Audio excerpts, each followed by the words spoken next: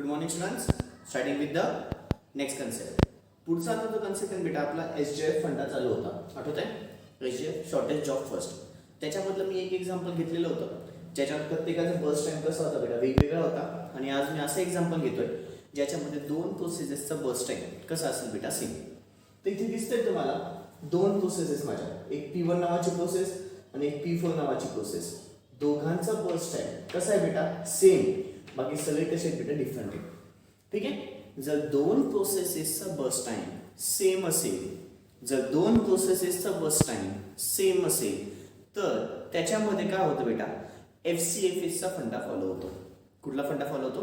FCFS. FCFS चा फंडा follow होताना सपोज आता मी अजून थोडंसं डीप मध्ये जाऊन सांगतो. आता इथे या दोघांमध्ये P1 आणि P4 याच्यामध्ये काय सगळ्यात कमी माझे मिली सेकंड्स कुठे बेटा इथेच आहे, राईट? P1 आणि P4 मध्ये. आता इथे पहा मी ट्विस्टिंग कसं एक्सप्लेन करतोय, नीट नीट नीट लक्ष द्या. थोडेफार चेंजेस घेऊन पण या गणितामध्ये मी थोडं एक्सप्लेन करणार, त्याच्यात कॉन्सन्ट्रेशन नीट ठेवा. ठीक आहे. सपोज त्यांनी हे जे गणित दिले मला असंच असं, ह्या गणितामध्ये सगळ्यात पहिली प्रोसेस आता कुठली बेटा P1 होईल आणि मग P4 होईल. सगळ्यात पहिली प्रोसेस कुठली होईल बेटा P1 आणि मग कुठली प्रोसेस होईल बेटा P4. मी वृंदावन आकडे लिहून ठेवतो म्हणजे पहिले प्रोसेस कुठली होईल, नंतर प्रोसेस कुठली होईल, नंतर प्रोसेस कुठली होईल ते आपल्याला लक्षात येईल. सगळ्यात पहिले प्रोसेस P1 मग P4. असंच का? वास्तविक बघायला गेलं दोघांचे बर्स्ट टाइम कसे आहेत बेटा सेम आहेत. जर बघायला गेलं तर दोघांचे बर्स्ट टाइम सेम आहेत, पण पहिले P1 का घडली तर फर्स्ट कम फर्स्ट सर्व. पहिली प्रोसेस कुठली आली असेल बेटा P1 आली असेल, मगच प्रोसेस कुठली असेल P4. म्हणून मग फर्स्ट कम फर्स्ट सर्व या फंड्यानुसार पहिले P1 होईल आणि मग कुठली होईल बेटा P4 होईल. इथे पहा जर दोन प्रोसेस मध्ये सेम बर्स्ट टाइम असेल तर FCFS चा फंडा फॉलो होतो. कुठला फंडा फॉलो होतो? FCFS. मग हा फर्स्ट झाला, हा सेकंड झाला, मग तीन झाल्याच्या नंतर सगळ्यात कमी बर्स्ट टाइम P5 ला आहे म्हणजे थर्ड ही प्रोसेस फॉलो होणार. मग बर्स्ट टाइम कमी याला आहे मग ही प्रोसेस फॉलो होईल आणि सगळ्यात जास्त बर्स्ट टाइम P2 ला आहे मग ही माझी प्रोसेस फॉलो होईल. कळालं बेटा? क्रम कळाला कसं कसं होईल? मुलं म्हणतात सर हे पहिल्यांदाच फर्स्ट आलं म्हणजे सगळ्यात छोटे पहिल्यांदाच येऊ शकतं असं कंपल्सरी आहे का? म्हणजे फर्स्टच सगळ्यात दोघांचे 3 मिलीसेकंड हे पहिल्यांदाच टप केलं असं कंपल्सरी आहे का? नाही. सपोज मी तुम्हाला गणित असं दिलं, मुद्दामून सपोज मी तुम्हाला चेंजेस करतोय काही. हा सपोज मी तुम्हाला गणित असं दिलं, इथे 5 घेतला, चेंज केलं, इथं काय घेतलं बेटा 5. मग आता काय होईल? आता सगळ्यात पहिल्यांदा प्रोसेस कुठली होईल बेटा P4 का सगळ्यात कमी बर्स्ट टाइम याचा आहे, राईट? आणि मग नंतर मी मुद्दामून सगळे चेंजेस आत्ताच घुसवून देतोय बेटा म्हणजे उद्या उठून जर सम बदललं तुम्ही कन्फ्युजन मध्ये नको पडायला. एक व्हिडिओ 2-3 वेळेस बघाल, एक व्हिडिओ 2-3 वेळेस बघाल. ठीक आहे. प्रत्येक व्हिडिओ इम्पॉर्टंट आहे. याच्यानंतर 5 मिलीसेकंड राईट. 3च्या नंतर कुठला येतो बेटा 6-7 मोठा आहे 5 आला. 5 पैकी आता हा 5 घ्यायचा का हा 5 घ्यायचा? तर वरचा 5 पहिले. का वरचा 5 पहिले येईल बेटा? FCFS चा फंडा. कुठला फंडा? FCFS. म्हणून मग इथे हा सेकंड हा फॉलो होईल, मग थर्ड हा फॉलो होईल, मग फोर्थ हा फॉलो होईल आणि फिफ्थ माझा हा फॉलो होईल. म्हणजे पहिले माझी प्रोसेस ही घेतली जाईल SGF च्या फंड्याने. नंतर या दोघांमध्ये कन्फ्युजन होईल. या दोघांमध्ये कन्फ्युजन होताना पुन्हा का दोघांचे बर्स्ट टाइम सेम आहे मग FCFS चा फंडा फॉलो होईल. म्हणून हा सेकंड होईल, हा थर्ड होईल, हा फोर्थ होईल, हा फिफ्थ होईल. कळलं? ठीक आहे. बरं आता त्यांनी जे सम घेतलं होतं आधी मी त्याच फंड्याने गणित सोडवतोय. हे चेंज असे झाले तर कळालं बेटा काय करायचं काही नाही. तेच सपोज अजून एखादा चेंज घेऊन घेतो. सपोज इथे 3च ठेवला, ठीक आहे, इथं 3 ठेवला आणि मी इथलं सपोज चेंज करून टाकला, इथे 7 घेतला, इथे काय घेतला 7. आता मला अपेक्षा तुमच्याकडनं पहिले कुठला होईल बेटा? पहिले P1 नावाची प्रोसेस होईल, राईट? त्याच्यानंतर कमीवाला बर्स्ट टाइम हा संपल्याच्या नंतर कमीवाला बर्स्ट टाइम हा इथे आहे म्हणून मग ही प्रोसेस होईल. नंतर कमीवाला बर्स्ट टाइम इथे आहे, थर्ड नंबरची प्रोसेस ही होईल. आता दोघांमध्ये पुन्हा कन्फ्युजन. जर दोघांमध्ये पुन्हा कन्फ्युजन झालं तर पुन्हा FCFS म्हणजे पहिले P2 ची प्रोसेस होईल म्हणजे फोर्थ नंबरला हे होईल आणि फिफ्थ नंबरला हे होईल. कळालं बेटा? म्हणजे जिथे तुम्हाला कन्फ्युजन होतं आधी आपला फंडा सोडायचा नाही, शॉर्टेज जॉब पहिलेच बघायचं. शॉर्टेज जॉब बघायचं म्हणजे बघायचंच आणि मग नंतर काय बघायचं बेटा FCFS. जर दोघीकडे सेम टाइम आला तरच FCFS कडे बघायचं. म्हणजे काय फर्स्ट प्रेफरन्स कशाला? SGF ला. फर्स्ट प्रेफरन्स कशाला? SGF. पहिले शॉर्टेज जॉब बघ, त्याला शोध, त्यांनी सोडवत जा आणि जिथे मग तुला दोघी प्रोसेसचा सेम बस टाइम येतोय तिथे तुझा FCFS चा फंडा फॉलो कर. तिथे तुझा कुठला फंडा फॉलो कर बेटा? FCFS. चेंजेस कळाले? ओके. आणि आता त्यांनी जे सम दिलेलं आहे, त्यांनी जे एक्झाम्पल घेतलेलं आहे तेच एक्झाम्पल मी इथे घेतोय मुद्दाम. ठीक आहे. त्यांनी काय काय एक्झाम्पल घेतले बघू एकदा. 0-3, मग 0-7, 0-6, मग 0-3 पुन्हा आणि 0-5. ओके. आता सांगा बरं पुन्हा पहिली प्रोसेस कुठली घडेल? याच्यातून पहिली प्रोसेस कुठली घडेल बेटा? सांगू शकाल? पहिली प्रोसेस P1 ची प्रोसेस पहिली घडेल, मग तुमचा P4 कडे येईल, राईट? हे दोघं झाले. आता मग P5 आहे, राईट? म्हणजे 5 मिलीसेकंड वाला P5 आहे म्हणून हे घडलं. मग आता 4th नंबरचं ही आणि 5th नंबरला ही घडेल. ठीक आहे. ओके. मग सगळ्यात पहिली प्रोसेस कुठली आली बेटा? P1 नावाची. ती चालू कुठल्या मिनिटाला झाली? स्टार्टिंग टाइम तिचा किती असेल बेटा? 0 मिलीसेकंड्स. 0 मिलीसेकंड्सला ती स्टार्ट झाली, राईट? मग किती वेळ लागला त्याला कंप्लीट व्हायला? 3 मिलीसेकंड्स. म्हणजे इथे 3 मिलीसेकंड्स आले. त्याच्यानंतर पुन्हा 3 मिलीसेकंड झाल्याच्या याला टिक मार्क करतो. मग पुन्हा कुठली होईल आता? P4 नावाची प्रोसेस स्टार्ट झाली. त्याला पण कंप्लीट व्हायला किती मिलीसेकंड्स? 3. मग 3 अधिक 3 किती झाले बेटा? 6 मिलीसेकंड्स. याला पण टिक मार्क करतो. हे पण झालं. आता P5 नावाची प्रोसेस चालू होईल. P5 नावाची प्रोसेस स्टार्ट झाली. त्याला कंप्लीट व्हायला 5. 6 आणि 5 11 मिलीसेकंड्स, राईट? पुढे मग ही कंप्लीट झाली. ही कंप्लीट झाल्याच्या नंतर पुढे आता कुठली येईल बेटा? P3 नावाची प्रोसेस चालू झाली. त्याला कंप्लीट व्हायला 6. 11 आणि 6 किती झाले बेटा? 17 मिलीसेकंड्स. आणि सगळ्यात शेवटी माझी कुठली असेल बेटा? P2, ज्याला कंप्लीट व्हायला किती मिलीसेकंड? 7. 17 + 7 कॅल्क्युलेशन्स करा कॅल्सी मध्ये पटापट. 17 + 7 किती होतं बेटा? 17 + 7 किती आलं? 24 मिलीसेकंड्स. किती आलं बच्चलो? 24 मिलीसेकंड्स. किती आलं इथे? 24 मिलीसेकंड्स. एकदा का गॅट चार्ट भेटला की मग पुढचं गणित सोपं. पहिले P1 प्रोसेसला किती वेळ लागला बेटा? 0 मिलीसेकंड्स. P2 प्रोसेसला किती वेळ लागला? 17 मिलीसेकंड्स.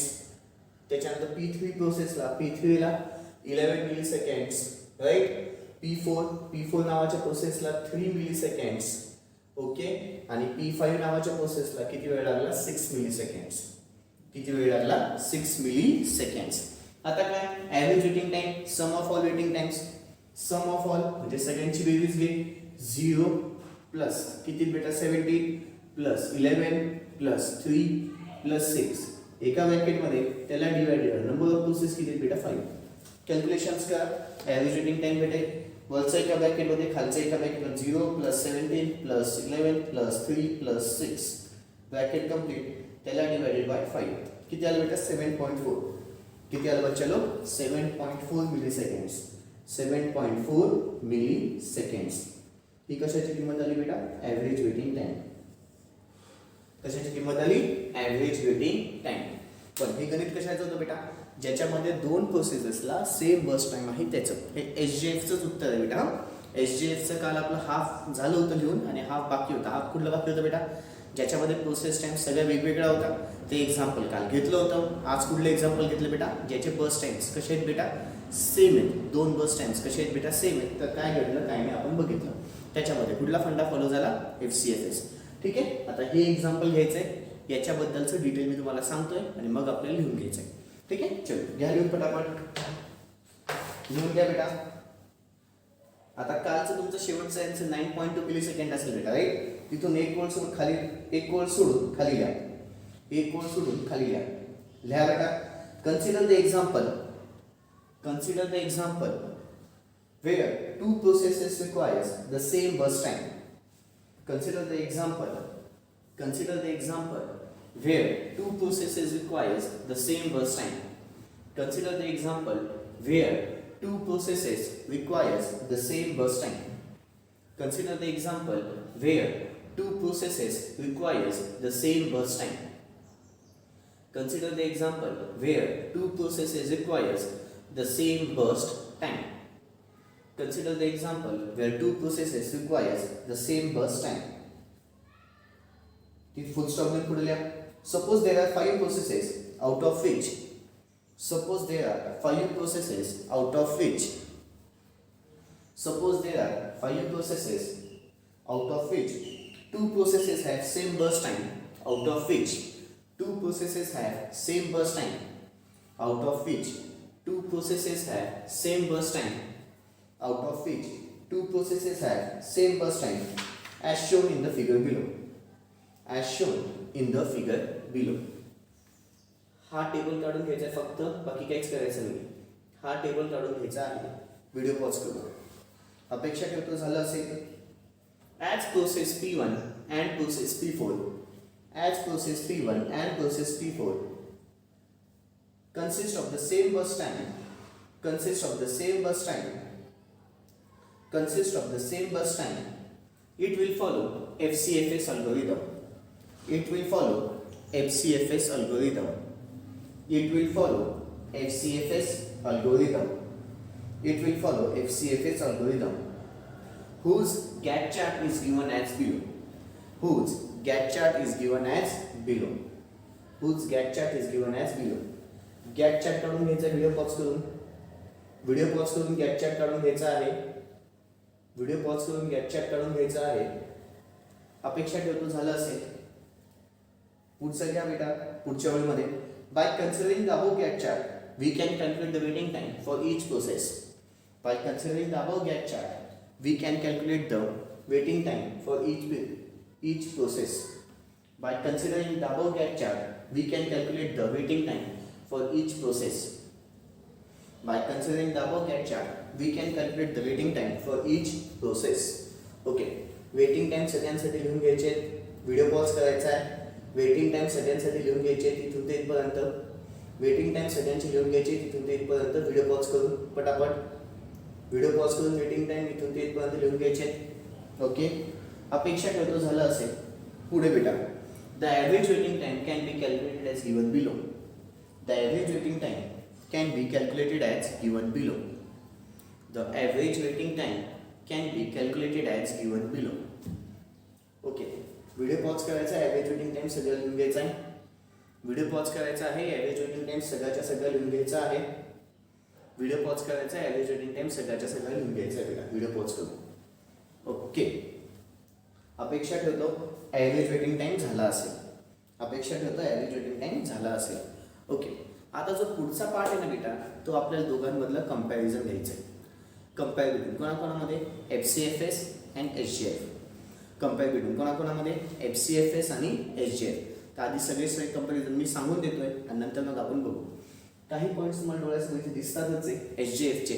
त्याच्या हिशोबाने तुम्ही SGFचे पॉईंट लक्षात घेऊ शकाल आणि तसेच FCFSचे पण आठवू शकाल. ठीक आहे. FCFSमध्ये FCFS first come first serve होतं बेटा. जी प्रोसेस, अनेक प्रोसेसेस वेडिक्यूमध्ये असतात, त्याच्यापैकी जी प्रोसेस पहिली आली असेल, फर्स्ट कम आलेली असेल, तीच पहिली प्रोसेस कोण घेईल बेटा? CPU घेईल. त्याला ॲक्सेप्ट करेल, त्याला एक्झिक्यूट करून टाकेल. हे कोणी केलं? FCFSमध्ये. आता मी कोणाबद्दल बोलेन? इकडच्या साईडला माझं FCFS, इकडच्या साईडला SGF. SGFमध्ये असं होत होतं का? नाही. SGFमध्ये काय व्हायचं की अनेक प्रोसेसेसपैकी ज्या प्रोसेसेसला सगळ्यात कमी टाईम लागतोय, बस टाईम ज्याच्या कमी असेल, ती प्रोसेस CPU एक्सेप्ट करेल आणि त्याला एक्झिक्यूट करून टाकेल. हे कोणी केलं बेटा? SGFने. ठीक आहे. दोघांचे फर्स्ट पॉईंट, दोघांचे काय झाले बेटा? डेफिनेशन. दोघांचे फर्स्ट पॉईंट काय झाले बेटा? डेफिनेशन. इकडची जर तुम्हाला आठवत असेल ना, आपल्याला याच्या FCFS होते, त्याच्यामध्ये फक्त आणि फक्त नॉन प्रिएम्प्टिव्ह होतं बेटा, म्हणजे प्रायोरिटीवर डिपेंडन्सी नव्हती. राईट. पण SGFमध्ये असं नसतं की प्रिएम्प्टिव्ह पण असू शकते, नॉन प्रिएम्प्टिव्ह पण असू शकते. प्रिएम्प्टिव्ह असेल तर प्रायोरिटीवर डिपेंडेंट असते, नॉन प्रिएम्प्टिव्ह असेल तर प्रायोरिटीवर डिपेंडेंट नसते. ठीक आहे. पुढचा पॉईंट सांगायला गेलं तर याच्यामध्ये वेटिंग टाईमबद्दल बेटा. वेटिंग टाईम मागच्या याच्यात खूप जास्त होता, म्हणून ॲव्हरेज वेटिंग टाईम पण जास्त होता बेटा. याच्यामध्ये बोलायला गेलं तर वेटिंग टाईम कमी लागतो. दिसतं बेटा? वेटिंग टाईम कमी आहे, म्हणून ॲव्हरेज वेटिंग टाईम पण काय बेटा? कमी आहे. मागच्या याच्यामध्ये CPUचं युटिलायझेशन पुअर होतं, खूप जास्त CPU युटिलाइज करत नव्हतो. SGFमध्ये आपण CPUचं युटिलायझेशन खूप जास्त प्रमाणात करतो, म्हणजे CPUचं युटिलायझेशन कसं आहे बेटा? फास्ट आहे, किंवा it is increase in the utilisation of the CPU. ठीक आहे. पुन्हा एकदा एवढे सगळे काय झाले बेटा? कंपॅरिझनचे पॉईंट कोणाकोणामध्ये? FCFS आणि SGF. कोणामध्ये कंपॅरिझन झालं बेटा? FCFS आणि SGF. पुन्हा एकदा घेतोय, कॉन्सन्ट्रेशन नीट ठेवा. काय काय सांगितलं बेटा? FCFSमध्ये अनेक प्रोसेसेस रेडी क्यूमध्ये असतात, त्याच्यापैकी जी प्रोसेस पहिली आली असेल तीच प्रोसेस CPU एक्सेप्ट करते आणि एक्झिक्यूट करून टाकते. याच्यामध्ये असं नाही होत, अनेक प्रोसेसेस जेव्हा रेडी क्यूमध्ये असतात त्याच्यामध्ये ज्याच्या प्रोसेसला एकदम कमी बस टाईम असेल तो प्रोसेस किंवा तीच प्रोसेस पहिल्यांदा CPU एक्सेप्ट करेल आणि एक्झिक्यूट करून टाकेल. पुढचा मुद्दा बोलायला गेलं तर याच्यामध्ये ही फक्त नॉन प्रिएम्प्टिव्ह असते बेटा. नॉन प्रिएम्प्टिव्ह शेड्युलिंग असतं, प्रायोरिटी डिपेंडेंट नसते. याच्यामध्ये प्रिएम्प्टिव्ह पण असू शकते. हे म्हणजे काय भेटलं, SJF आहे. SJF माझं प्रिएम्प्टिव्ह पण असू शकतं, नॉन प्रिएम्प्टिव्ह पण असू शकतं. म्हणूनच डिपेंडन्सी त्याची प्रायोरिटीवर असते पण आणि नसते पण. प्रिएम्प्टिव्ह असेल तर प्रायोरिटी डिपेंडेंट आहे, नॉन प्रिएम्प्टिव्ह असेल तर प्रायोरिटी डिपेंडेंट नाही आहे. पुढे वेटिंग टाइम याच्यामध्ये हाय, वेटिंग टाइम याच्यामध्ये लेस आहे. ॲव्हरेज वेटिंग टाइम हाय, ॲव्हरेज वेटिंग टाइम लेस आहे. CPUचं युटिलायझेशन पुअर आहे, याच्यामध्ये CPUचं युटिलायझेशन बेटर आहे. याच्यामध्ये CPUचं युटिलायझेशन कसं आहे बेटा, बेटर आहे. कळालंय? ओके. आता ना बेटा 2 कॉलम करायचे आहेत. पहिल्या कॉलममध्ये FCFS शेड्युलिंग अल्गोरिदम असं लिहायचं आहे. दुसऱ्या कॉलममध्ये SJF शेड्युलिंग अल्गोरिदम असं लिहायचं आहे. आधी क्वेश्चन लिहून घ्या. Compare between FCFS scheduling algorithm. Compare between FCFS scheduling algorithm. Compare between FCFS scheduling algorithm and SJF scheduling algorithm. And SJF scheduling algorithm. And SJF scheduling algorithm. Compare between FCFS scheduling algorithm and SJF scheduling algorithm. Okay, 2 column. पहिल्या कॉलममध्ये FCFS scheduling algorithm, पुढच्या कॉलममध्ये SJF scheduling algorithm. पहिल्या कॉलममध्ये FCFS scheduling algorithm, पुढच्या कॉलममध्ये SJF scheduling algorithm. पुढच्या कॉलममध्ये SJF शेड्युलिंग अल्गोरिदम. ओके. आता कुणाच्या खाली बेटा, FCFS शेड्युलिंग अल्गोरिदमच्या खाली लिहा. डेफिनेशन द्यायची आहे. FCF scheduling algorithm is the first come first serve scheduling algorithm.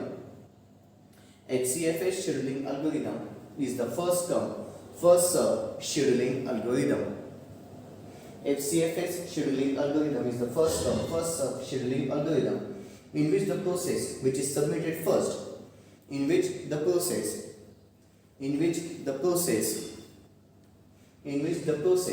which is submitted first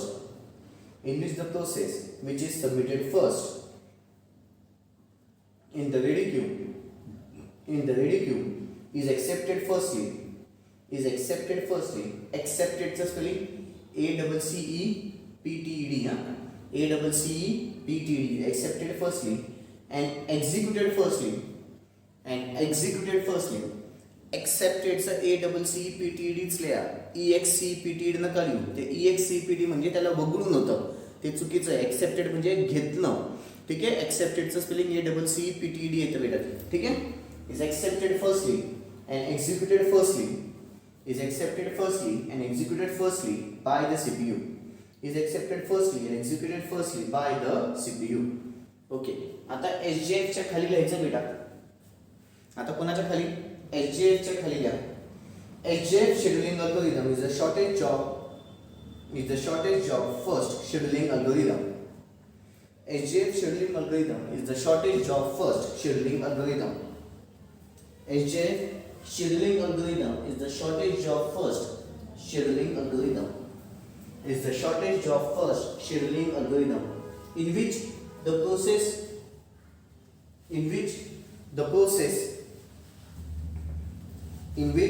process having the shortest burst time.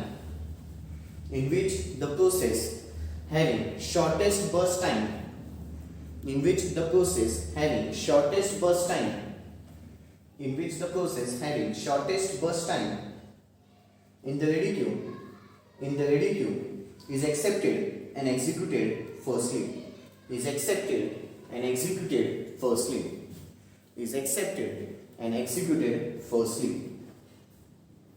By CPU. Then it is known as SJF scheduling algorithm. Then it is known as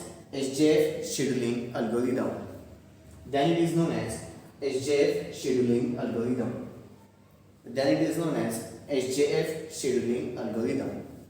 okay. आता second point सांगतो बेटा. FCFS मध्ये it consist of non preemptive scheduling. FCFS च्या खाली लिहायचं बेटा, it consist of non preemptive scheduling. Okay. त्याच्यानंतर SGF च्या खाली लिहायचं, it consist of either preemptive or non preemptive scheduling. It consist of either preemptive or non preemptive scheduling. It consists of either preemptive or non-preemptive scheduling. Mostly it follows preemptive scheduling. तिथेच continue करा बेटा. Mostly it follows preemptive scheduling. पुढचा point बेटा FCFS च्या खाली, waiting time here is high. SGF च्या खाली या, waiting time here is less. Okay. पुढचा पॉइंट FCFS च्या खाली, average waiting time is high. SGF च्या खाली या, average waiting time is less. पुढे CPU utilization is poor. FCFS च्या खाली आणि SGF च्या खाली लिहा, CPU utilization is better or high. एक पॉइंट सांगायचा राहून गेला बेटा. ठीक आहे, FCFS मध्ये तो लिहिलेला आहे, ऍक्च्युली SGF मध्ये पण आपण तो लिहिलेला नाहीये. पॉइंट काय बेटा, थ्रूपुट त्याच्यामध्ये आठवते बेटा, थ्रूपुट लेस होतं FCFS मध्ये आणि SGF मध्ये थ्रूपुट हाय असतो. लक्षात ठेवा, थ्रूपुट याच्यामध्ये लेस असतो FCFS मध्ये, SGF मध्ये थ्रूपुट हाय असतो. ठीक आहे, एक काम करा, आपण जिथे SGF लिहिलेलं आहे बेटा, तिथे आपल्या सगळ्यात शेवटचा पॉइंट CPU युटिलायझेशन हाय असेल, तिथे एक पॉइंट ऍड करा, थ्रूपुट हिअर इज हाय. फक्त SGF मध्ये ऍड करायचं बेटा. कुठे? जिथे आपण थिओरिटिकल पार्ट लिहिलेला आहे तिथे ऍड करा. जिथे आपण थिअरी लिहिली आहे बेटा SGF ची, जिथे आपण SGF ची थिअरी लिहिलेली आहे बेटा, हे मागचं उत्तर म्हणतोय मी, हे उत्तर नाही सांगत आहे, मागचं उत्तर, कंपॅरिझनच्या आधीचं उत्तर. कंपॅरिझनच्या आधीच्या उत्तरामध्ये SGF आहे. ठीक आहे, त्याच्यावर थ्योरी पार्ट आहे, त्याच्यामध्ये थ्योरी पार्ट मध्ये आपण सगळ्यात शेवटचा point CPU utilisation is high लिहिलेलं आहे. तिथे एक पॉइंट ऍड करा, कुठला? Throughput here is high. Add करा, थ्रूपुट हिअर इज हाय. केलंय? आता तोच पॉइंट आपल्याला कंपॅरिझन मध्ये पण लिहायचा आहे. कंपॅरिझन मध्ये FCFS च्या इथे काय लिहा, थ्रूपुट हिअर इज लेस, आणि SGF च्या खाली काय लिहा, थ्रूपुट हिअर इज हाय. ठीक आहे, throughput here is less, throughput here is high. लिहून घ्या. कंपॅरिझनच्या इथे throughput here is less, throughput here is high. FCFS च्या खाली लिहा, throughput here is less, throughput here is high. Throughput here is less, throughput here is high. Okay बच्चा लोक. ठीक आहे, आता कंपॅरिझन पण झालंय बेटा.